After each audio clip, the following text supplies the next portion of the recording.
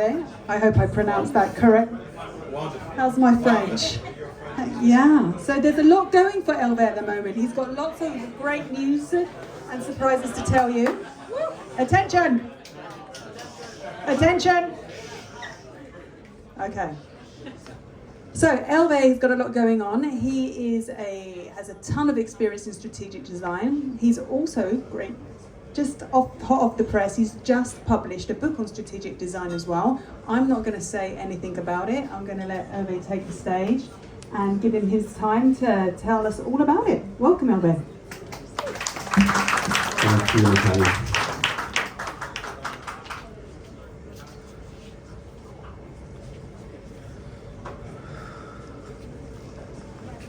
Well, hello everyone. I'm basically in between, before your last drink almost, so I will try to make it quick. Just to start with, what I would like to say is we are at the age of digital transformation. We are at the age of AI superpower. I mean, thank you for telling that. I mean, that's definitely very powerful. But we are also at the age of primacy of purpose. And us, and most of us, we have a background as a designer. But what is interesting about it is us designers, we are more equipped than any other discipline inside organization to really tackle and question the role of human being in the future, for this future, ready for these digital transformation, all these transformation. So, well, first what I would like to do is to introduce myself with this beautiful picture, AI generated. I cannot do that. I mean, actually that was for a conference on AI and creativity, and I was comparing AI with this beautiful beast as a tiger, super powerful, but super freaking, I mean, really scary. But at the same time, we need to adopt this beautiful beast. Anyway, so my background is, I'm a designer by education. I've been working for design agencies in the US, and then I went back to France in creative agency, and then I moved to as a design manager for IBM and then for Procter & Gamble. So I've kind of experienced the big companies and the big corporations as much as the creative agencies. I always took my role as we need to make understand the value of design. And that's something that was really important for me, as much as what we designer, what is our responsibility. And I would like to introduce this. Basically, how could we create a responsible future? I think we as designer, we have a role to play. And on different aspects. The first one is we have an impact on the business. If we are not able to have an impact on the business, we're going to be quickly made a cost center or redundant as soon as the wind is going to turn and the business is going to go down. The second aspect, and this is not something that is going to come as a surprise, is we also, as designers, have an impact on the planet. This is extremely important because nowadays we're going to be judged. I don't know, I mean, for you, you are all super young, but I'm getting old and I've got 3 grown-up children. And basically what they are telling me is pointing at us saying, what are you doing for us? I mean, you're leaving us a planet which is a dirty place to live in. So we have, and working for Procter, I can tell you that we have been generating a lot of packagings and really naughty ones. Having said that, we also have impact on people. And this is one of the specificity of us designers in our role. We are here talking about human-centric design. We are a discipline that is focused on human being. So the combination of these 3 things is really important for us to understand that we have an impact. But I think, and that's where I'm talking about responsibility. We have a responsibility, you know, we talk a lot about the sustainable future. I'm talking about responsible future. We are all part of this, and we all need to impact on these different aspects.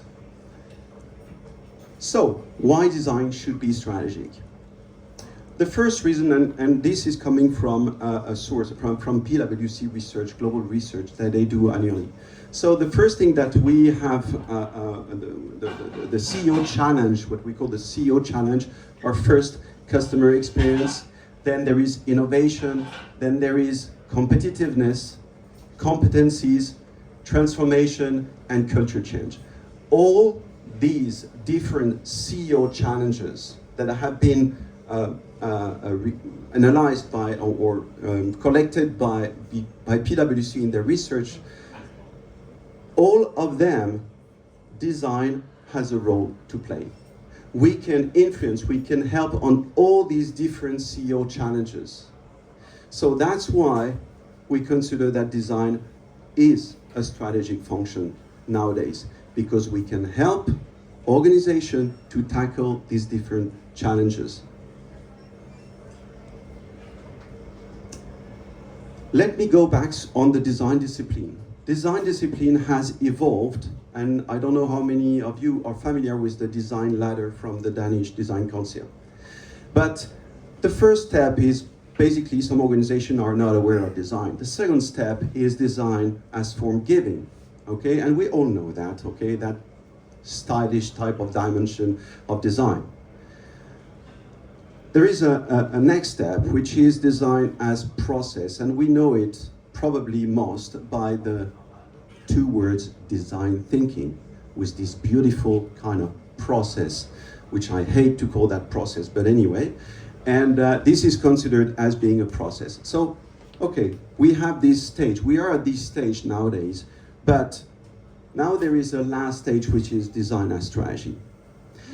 Interestingly, what we realized with the co-author of the books is there is no real recipe in order to, how do we do strategic design? Is there any model to do that? There are probably, but we are not comfortable with that. And Brigitte Borja de Mozota was one of the co-authors. She was my teacher in design management when I was young. She came to me and she said, Hervé, we need to have the perspective of a designer in the book that we're writing. And that's how I helped her. And basically what we did is we analyzed a certain number of companies, and what we realized is successful companies lead with design as strategy. So you name them, okay? There's, I put here three. I mean, Airbnb, Dyson, and Apple. They are all leading with design. Whether you like it or not, they are leading with design at the heart of what they are doing. But design, I mean, it's quite, I mean, it's just one word, but it's so many things. So we have written this toolbook because we wanted to help to structure how to move from, well, I use design to I use design as a strategic resource. And as I was referring at the beginning, to build a responsible future. How we do that? The first thing is we did, I mean, there has been a lot of research made by Brigitte. She edited a lot of articles. She's a PhD. She's the first PhD in design management, by the way. So if you don't know her, you better have to search a bit about her. She is very famous with the DMI because she built the design, the DMI research part of the DMI. And she has been translated in 12 languages and so on. So this is the book. We have full of illustrations, and you can enter it into with guidance, with interviews, with case studies, because if we create a model, we have to make sure that we validate with case studies.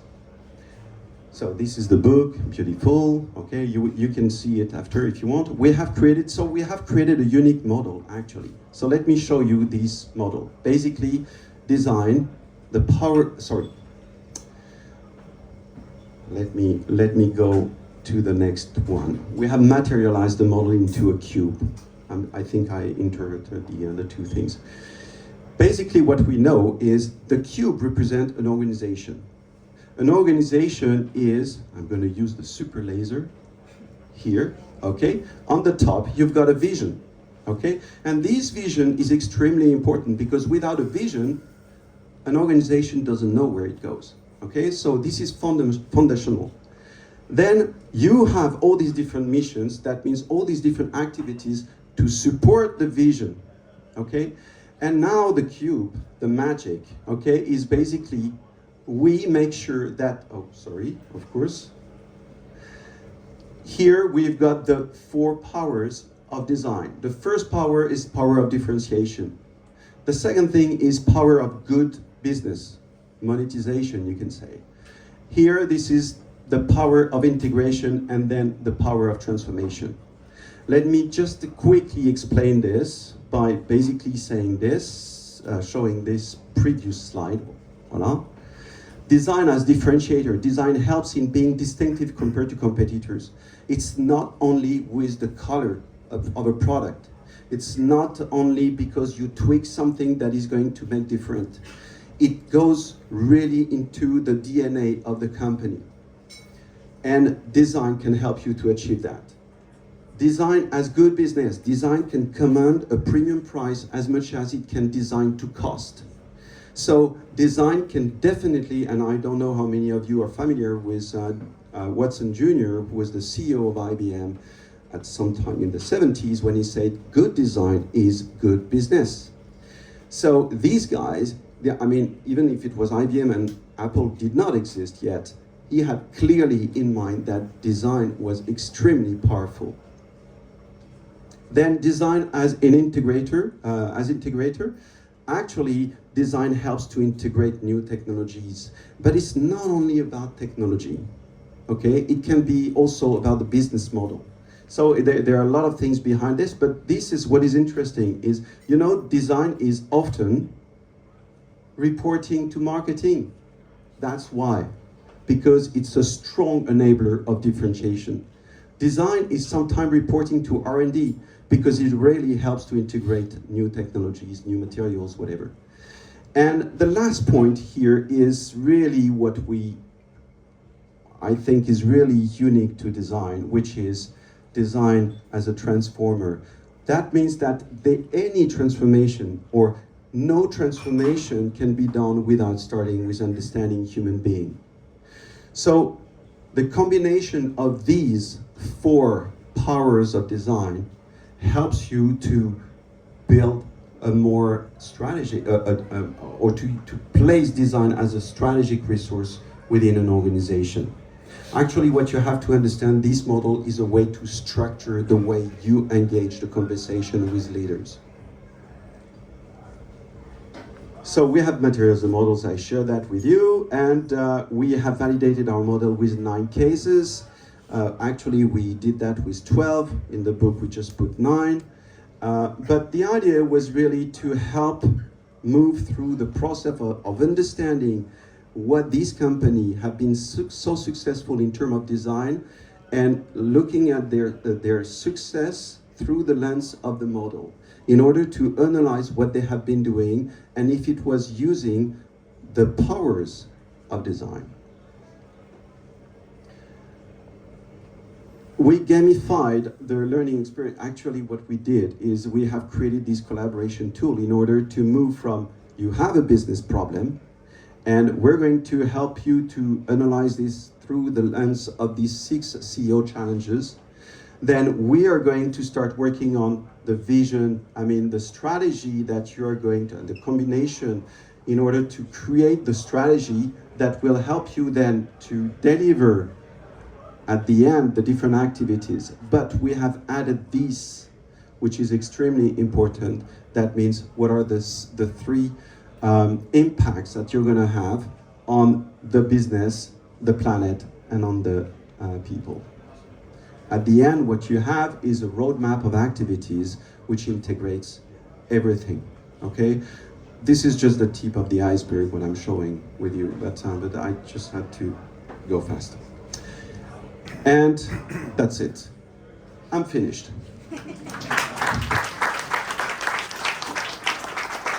And you have 2 questions, no more.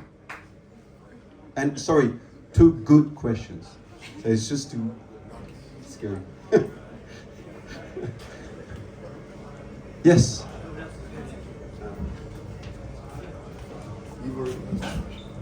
Unless somebody else needs to ask them. So it's an age-old question, and I'm sure it will resonate with a lot of people in this room. But if you're armed with all this information, how can you convince your executives or leadership or board that this is the direction they need to head in?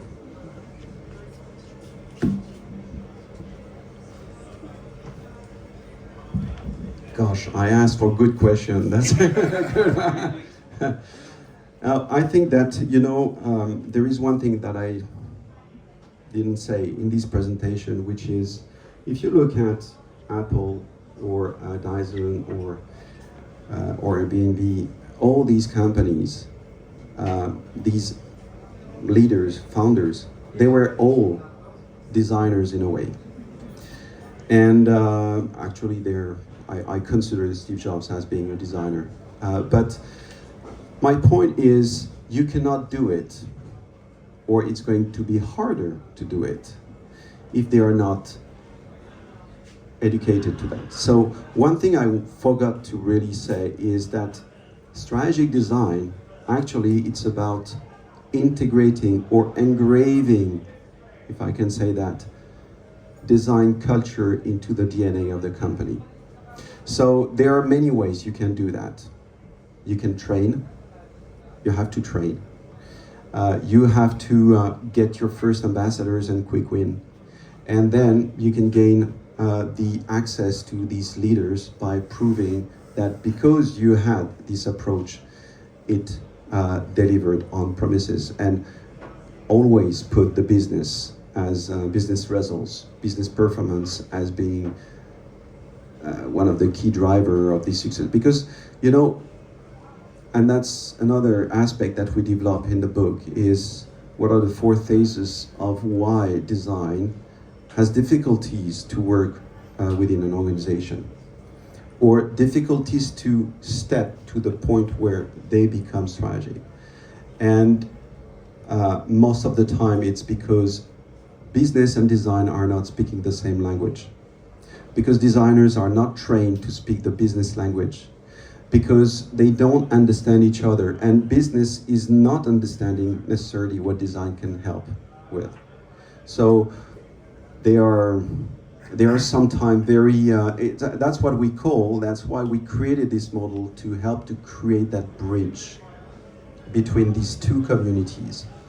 We need to train designers to speak the language of business. We need designers, designers, that could be an interesting word, business to really understand how design works. And that can only be through education. That's why one of my focus, and one of my focus is really to train the future business leaders.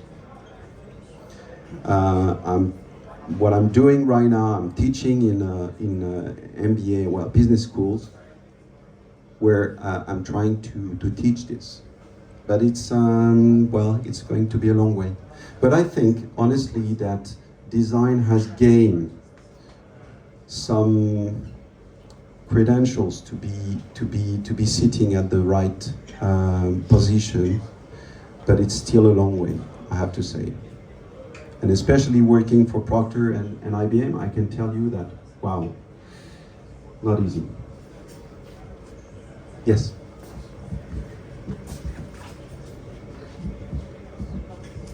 So a lot of the time, you were just speaking then about designers speaking more business-like.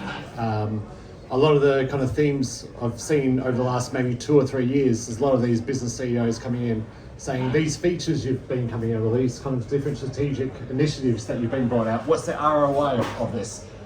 How would you start to calculate or even communicate the ROI of a specific strategic initiative that you're trying to put forward to a business-minded person like a CEO?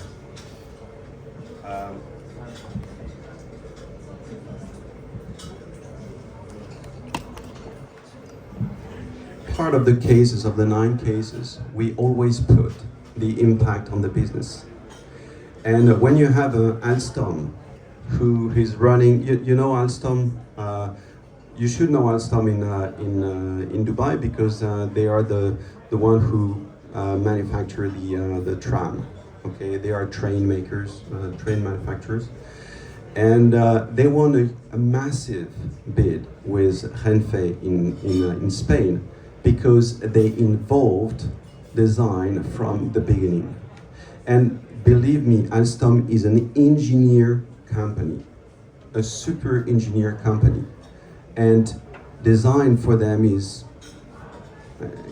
well, I wouldn't say it's really interesting, but these guys are much more interesting is how this is going to work and so on. They have no clue about design. So they decided to run for this bid with involving designer to help them to not create a train like any other. They started with understanding passengers, and they created passengers experience, and they created the train around the passengers experience. And that's a $1.45 billion project. That means that from that time, and it's not only that they involve design. Now they change the way they work. They change their organization to be much more passenger customer focused. So my point here is that definitely you need to bring the figures, you need to prove. And that's always the chicken and the egg, you know, is I want to be doing to show you that it works. So that kind of relates to the other question, is how do you prove to elevate design at a higher level within the company? I think that you need to have designers that understand the business language, that understand how to turn it into I'm talking ROI, talking KPIs, talking all these different things that they will understand, and they will start to think, okay, he's not just here to make the button nice. Thank you. Thank you, Hervé. So, Hervé has some books here for sale, but for when they completely run out in under 10 seconds, where else can we get your book? Is it on Amazon? No, well, in the UAE, sorry. In the UAE, you can purchase it on Amazon.ae. You can also, in retail, you can find it at Kinokuniya. And otherwise, well, I can only advise that you go to bestrategicdesign.com, and there is, I mean, it's easy, just a button to press. Great. Thanks, Hervé. Thanks very much. And that ends this evening's sessions. Do we have anything else to say to Jonathan? No. Have a good Drink summer. away. Thank you.